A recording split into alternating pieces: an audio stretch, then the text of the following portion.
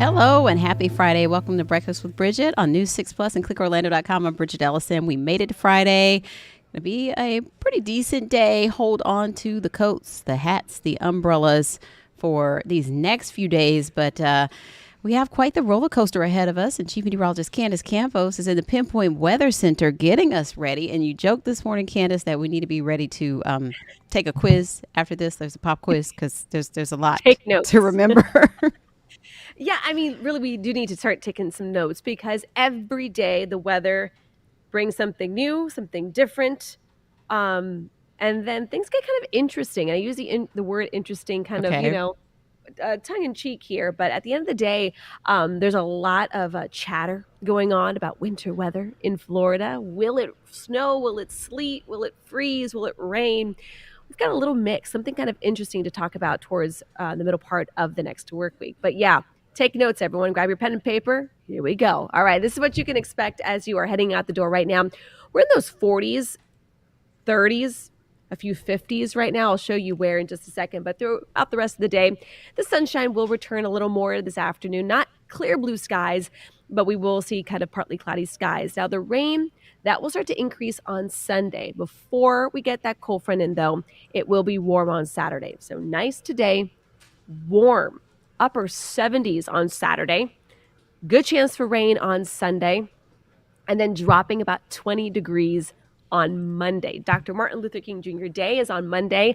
Many folks having the long holiday weekend. And every day this weekend will be very different than the next. But we are going to be keeping a really close eye on the cold and rain mix that could be happening next week. So again, look at the temperatures. What a spread. This is a perfect presentation of how much cloud cover can really impact your weather. So right now we have no clouds in areas of Ocala, the Villages, Palm Coast. That is allowing those temperatures to drop into those 30s. But where the cloud cover is still stuck across Kissimmee and Melbourne and Cape Canaveral, we're in those 50s. So we're talking about 35 to 55 degrees spread here. We're talking almost we are talking about a 20 degree temperature difference between our friends to the north and our friends to the south. So today's highs, though, we will all become a little more uniform into the afternoon today in those mid to upper 60s in the forecast. So I'm going to show you here, clouds and rain forecast. The clouds will creep back into the area later on tonight, all ahead of a warm front. And that warm front will be bringing some light misty rain, primarily throughout the overnight. And that's the reason why temperatures tonight are really not going to drop much.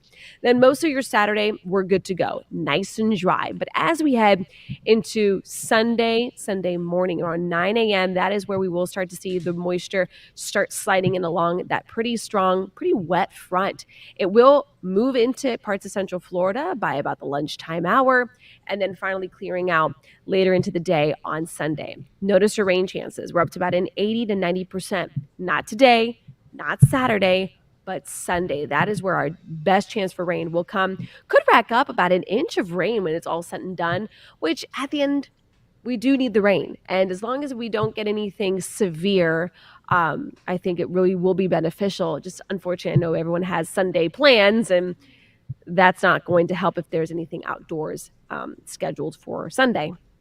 Then as the front finally clears, cold air is going to blast into the area on Monday, which, by the way, the rest of the country, Bridgett, is going to be dealing with even colder temperatures than that high of 53. Marion County, we could actually be staying in the 40s on Monday. And that cold air is all associated with the cold air that will be impacting folks who are going for the inauguration. Also on Monday, could be the coldest inauguration we've seen in about 40 years. I know. Ooh. So this is the temperature anomaly. This is showing the yellows and oranges showing above average. That's where we will be on Saturday and Sunday. But look at the purples. Well below average across pretty much the entire country. And that is going to set up for Tuesday and Wednesday as well. But this is where things get interesting, Bridgett. We're going to also be tracking some moisture that will kind of surge up from the south. So how will these two air masses play? We all know from science class that if we get rain with freezing temperatures, could we get winter precipitation. Could that come in sleet? Could that come in snow? Could that come in freezing rain? That's all a possibility, not for us here in Central Florida, but more as far south, let's say, as I-10 in North Florida. So this is scenario one. The Arctic air stays to the north, and for us, it'll be cool, but kind of rainy. If that Arctic air pushes far south enough, we get enough of those freezing temperatures, and then the rain seeps in, could we see some wintry weather? This is what the Euro is showing right now. It shows sleet as far south as about I-10 in the forecast. And we are going to continue to see those scattered showers further south. So again, we are not going to be dealing with the wintry weather, but you've probably been seeing this graphic on social media. This is the probability of 1 inch of snow. There's a chance in Tallahassee. There's a decent chance.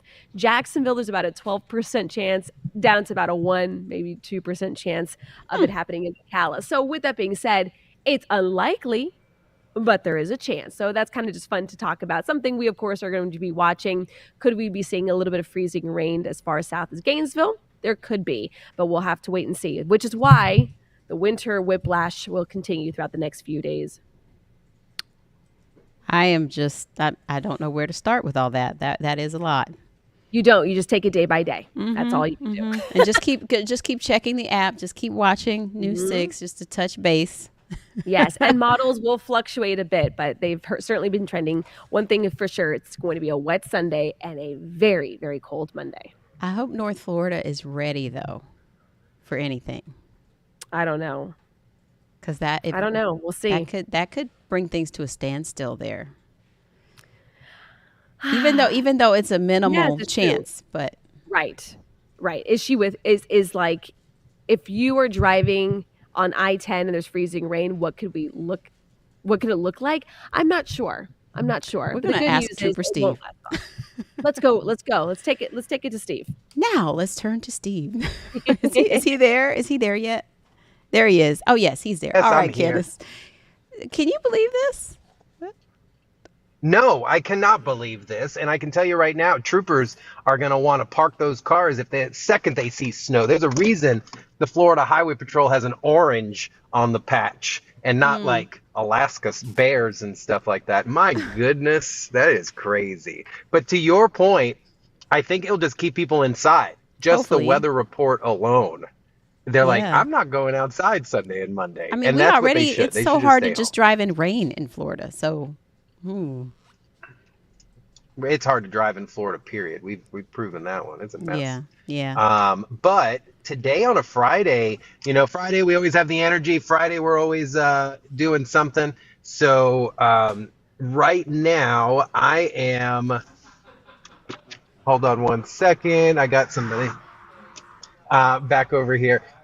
So right now the roadway's not too bad this morning. If we take it straight to the map, it's Friday. Things are looking good out here. So all we're seeing is those routine delays, those delays that are kind of over in the attractions area. But even our drive times across Central Florida still sitting in the green. I'm talking 528, wherever you're coming from, looking good this morning. The airport also up to speed east and westbound, Azalea Park, University, and then 441. Big road all the way up through Orange County, checking out nicely this morning. And then DOT cam along I-4. We're up to a pretty decent start. No heavy slowdowns out there, Bridgett. So we're keeping it simple today.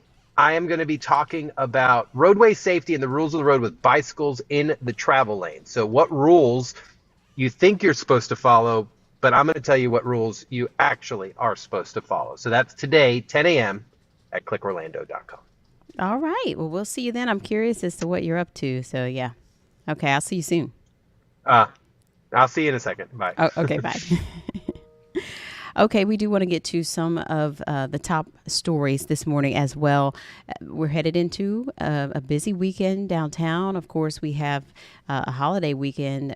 We're celebrating Lunar New Year, the King holiday, so lots of events happening around there. And there are some changes expected with the nightlife situation there. We've been reporting on this for months now, and so in a matter of hours, some big changes will be put into place to improve safety. Starting tonight, barriers to keep people who are enjoying the nightlife out on the streets. They want to keep them off the streets. So those barriers will keep them, in the sidewalk areas. And that's expanding to cover a larger area now. News 6's Mark Lehman will explain how those changes will look for you if you're going to go downtown. It's the next phase in Orlando's plan to improve safety downtown. Starting tonight, crews are expanding barricade installations. They've been in place along Orange Avenue since November. Now center lane barricades are coming to Central Boulevard and Pine Street. We're really trying to just show visually and physically that area is no longer available for traditional pedestrian travel like it has been for a number of years in downtown. The measures come as Orlando has blamed downtown's street party atmosphere as a factor in several late-night shootings over the years, including the mass shooting on Halloween night. The city also says they've taken into account the New Year's attack in New Orleans. We want to make sure we're monitoring the situation continuously, not only here in downtown, but also what's happening nationwide and worldwide. All of the changes are designed to keep people out of the streets and on sidewalks while also maintaining access to downtown businesses. The ultimate goal is to eventually reopen traffic on Orange Avenue during weekend nights. We're hopeful that when we ultimately are able to reopen the roads, that process will yield a safe environment as well as a vibrant environment for all who want to come downtown. And now to a follow-up on big new developments when it comes to a holiday drone show mishap at Lake Eola that severely hurt a young boy. The NTSB's report is now out. It's preliminary details that have been released. But News 6's Troy Campbell shows us that there were problems that have been revealed that were happening before the show even started. This is the exact spot where 500 drones were lined up on the evening of December 21st. For the first time, we're learning from a preliminary investigative report from the NTSB that several of those drones weren't responding properly just moments before the show. In fact, 5 of those drones are still believed to be lost here inside Lake Eola. Several weeks after multiple drones collided during a holiday light show at Lake Eola, the National Transportation Safety Board has released its preliminary investigative report, stating after interviewing the remote pilot in command of the drones moments prior to the show, quote, about 5 aircraft were not accepting the launch data. Then, after troubleshooting a Wi-Fi connection, all 500 aircraft were located on the network about 5 minutes before showtime. However, after a quick reboot, all systems showed green except for the systems on 2 aircraft, who were removed from the show. That's when the NTSB report states the show's layers did not lift uniformly, and goes on to say the final flight path caused several of the drones to collide. The family of a 7-year-old boy says he was severely injured and had to undergo surgery after being struck by one of the drones. The report states the drone's collision wasn't enough to stop the show, after the remote pilot in command determined that the safest course of action for the audience and aircraft was to let the show proceed. The NTSB says Sky Elements has agreed going forward to give themselves more time for planning on site before any of these drone shows. They also plan to give their pilots more training, and they say they'll have a second person who can step in and verify all safety precautions have been taken. At Lake Eola, Troy Campbell, Getting Results, News 6. We're following the latest space headlines again this morning, and today it's SpaceX, and it was not the outcome they were hoping for out in Texas with their massive Starship rocket. The launch seemed to get off to a good start, but there were problems about 8 minutes in, and debris started to rain down over Turks and Caicos. The data had stopped coming in. The FAA had to suspend flights around that area, but you can see quite a scary sight there for folks around Turks and Caicos yesterday when that debris started to come down. SpaceX CEO Elon Musk later said that he believed a fuel leak was to blame for the rocket exploding there 8 minutes into liftoff. But the mission did have some success. The heavy booster there made a successful landing back to the mechanical chopsticks on the launch pad. Always so out of this world to see that work. But Musk says he expects the next test flight to go on as scheduled next month. We'll follow along. This morning, the U.S. Supreme Court could issue an opinion on the future of TikTok. It's what we've been following all week long. The popular app, of course, facing that deadline coming up on the 19th to basically back out of app stores unless the Chinese company that owns it is able to sell, and then it's able to stay in the United States. Amy Kiley explains these latest developments and why some possible relief might be too little too late. They were all for it until they were against it. A brief delay in implementation of the TikTok ban said for Sunday might be possible, but it looks like last-ditch efforts to stop it have failed. The White House says President Joe Biden will leave implementation up to the Trump administration. Inauguration Day is Monday, so that could postpone enforcement by 1 day. President-elect Donald Trump says he wants to review the ban. That doesn't mean he can unilaterally override the law Congress passed. Not enforcing it doesn't work. An executive order doesn't work. A bill from some Senate Democrats to postpone the ban appears dead. Critics point out that party controlled the chamber 10 months ago. That's when it passed the legislation containing the ban on TikTok. We look ridiculous, and I'm certain the Chinese government is laughing at us. I don't get it. 80% of the Congress, Democrats and Republicans, agreed that TikTok is a huge national security concern. TikTok's parent company could stop the ban by selling the app to a non-Chinese owner. Sale negotiations would allow Biden to impose a 90-day delay, but the White House says his hands are tied. A sale of TikTok between now and Sunday is virtually impossible because, among other things, the Chinese government has said they don't intend to approve a sale that quickly. Amy Kiley, Getting Results, News 6. So this is an interesting story. We'll keep following it for you. Definitely will set some precedents moving forward. We're taking a quick break. We'll be back with more news for you. Keep it here.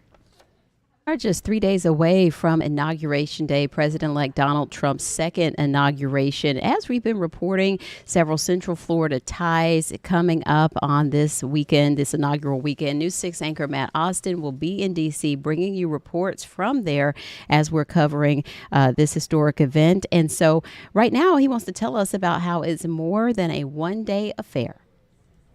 By car, bus, and air, people from across Central Florida are headed to D.C. I'm super excited to be a part of history. Orange County School Board member Alicia Ferrant and County GOP Chair Aaron Huntley are going with their families. Florida is really the beacon of freedom for the country, and we are looking forward to bringing some of that freedom up to Washington, D.C. The weekend festivities begin with a reception and fireworks Saturday night at Trump's golf course in Sterling, Virginia. Sunday morning, the president-elect will lay a wreath at the tomb of the unknown soldier at Arlington National Cemetery. Then a rally at the Capital One Arena in Washington. Inauguration Day, he'll attend services at St. John's Church in Lafayette Square.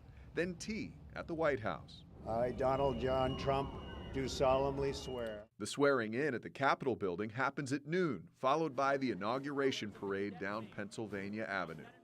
So the night will end with 3 inaugural balls in D.C., the Commander-in-Chief Ball, the Liberty Inaugural Ball, and the Starlight Ball. The new president plans to attend all 3. In studio, I'm News 6 anchor Matt Austin, Getting Results. So we're definitely looking forward to Matt's reports. They start Sunday night at 11 right here on WKMG and News 6 Plus. So you'll want to look out for those. Hopefully all the Floridians who are headed up there are packing the hand warmers and the foot warmers and some tights and coats to handle what Candace just said could be one of the coldest inaugural weekends on record. So we'll watch and see what happens with those temperatures as well. But hopefully everyone has a safe trip out there and tries to stay warm as best they can. In a matter of days, the Orange County Public Library will be kicking off a new series of classes. And get this, it's for kids, teaching them about finances, but the age group can't even read and write yet. So News 6 producer Robert Brewer spoke to the manager of the South Creek branch about these new classes. Thinking money for kids. Library manager Zuli Escobar is checking out her newest educational tool. Comes with money. Her South Creek branch is one of 300 public libraries around the country to receive a Thinking Money for Kids program kit. These are basically the props that we use during the game. The kit comes with a set of 5 games designed to teach financial basics to kids aged 3 through 12. Children in those age ranges are very open to trying new things. They're very interested in the concepts and they like to participate, so that's why doing it as a game makes it a lot easier. This is one of the games here. Correct. It's called Pet Sense. Pet Sense. What's that all about? Well, Pet Sense is about pet ownership and you making those financial decisions for the pet. Should I hire someone or should I do the decorations myself? Escobar, who has a degree in economics, says making money decisions plays a big role in a child's financial education. We want them to be empowered to make those decisions and to learn the basic concepts of financial literacy: earning, saving, spending, giving, and that's the basics. Escobar wants parents to reinforce those basics at home. You go to the supermarket, right? And you're handing money or a card to the cashier. Like, talk to your children about that. In Orange County, Robert Brewer, Getting Results, News 6. That's fantastic. And so they also have some classes planned for Hiawassee Branch. For a full look at what's happening with the Orange County Library classes and all their offerings, head to clickorlando.com. Look for this story. We have linked it for you. But so many great resources. And where would we be if there were financial classes for pre-K back when all of us were kids? But that's awesome. Now we want to tell you about the latest contest. News 6 anchor and insider guy Crystal Moyer recaps our current contest. We're giving insiders more chances to get some cool prizes and get the scoop on several big events. New year, new contest. It's one of the perks of being a News 6 insider. Our first contest will have your heart racing. We're giving away 2 tickets to the Rolex 24 at the Daytona International Speedway, taking place later on this month. It's a 24-hour endurance race with nonstop action, testing the limits for both the drivers and their speed machines. You can enter this contest at clickorlando.com/insider now through January 21st, and we're picking 4 winners for this one. We're taking you from the track to the green with our next contest. You can enter to win 2 tickets to the 4-day Hilton Grand Vacations Tournament of Champions. That's at Lake Nona Golf and Country Club. This tournament brings together professional golfers with celebrity guests for the 4-day event at the end of the month. To enter, just fill out this form at the bottom of the article on clickorlando.com/insider. You can enter as many times as you'd like for more chances to win. If you're not already an insider, it is free to sign up and only takes a moment. You could find out more about our contests, exclusive content, and other insider perks at clickorlando.com/insider. Did I mention it's all free? From the studio, Crystal Moyer, Getting Results, News 6. All righty. And like she said, it is free. There's so many great resources on there, and also including Consumer Reports information. So anytime Consumer Reports has put out the latest info on cars, or maybe even like which types of vacuums, usually that's something you have to pay for. But when you sign up to be an insider, you're getting access to a lot of great content like that, as well as those behind the scenes things that are happening here at News 6, and the contests, which are always free to enter as well. So might as well sign up and do that. While you're at it, head over to clickorlando.com/hitstheroad and tell us about Ormond Beach. This is one of my favorite beaches. Maybe you live there. Maybe you love it too. Tell us about the stories that you want us to cover in Ormond Beach, because that's where we're hitting the road next. We'll be doing our afternoon and evening newscast live from Ormond Beach very soon. And we want to know about the people, places, and things we should be covering, issues that you need us to help shed light on. So go to clickorlando.com/hitstheroad and tell us about the Ormond Beach stories that you want News 6 to cover. And we hope to see you there. We'll have more details on where we'll be and when coming up very soon. So keep it tuned here. That's going to do it for this Friday edition of Breakfast with Bridgett. We'll be back on Monday for the holiday, and we hope that you have a great weekend and stay safe and stay warm, stay prepared. Pay attention to the weather. Take care.